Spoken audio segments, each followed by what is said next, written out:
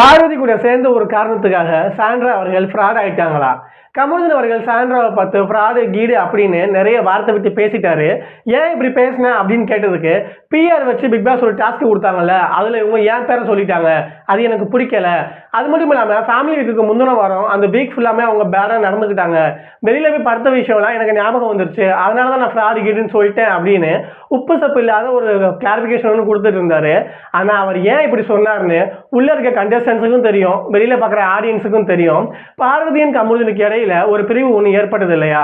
அதை பிரிவுன்னு கூட சொல்ல முடியாது. மோசமா அடிச்சுக்கிட்டு கேவலமா பேசிக்கிட்டு வண்டே திட்டி பிக் பாஸ் வீடையே ஒரு கலவர பூமியா மாத்திட்டாங்க. அந்த ஒரு டைம்ல பார்வதிக்கு ஆறுதலாகவும் சப்போர்ட்டாகவும் தோல் கொடுப்பான் தோழன் அந்த மாதிரி ஒரு லெவலுக்கு சாண்ட்ரா அவர்கள் இருந்தாங்க.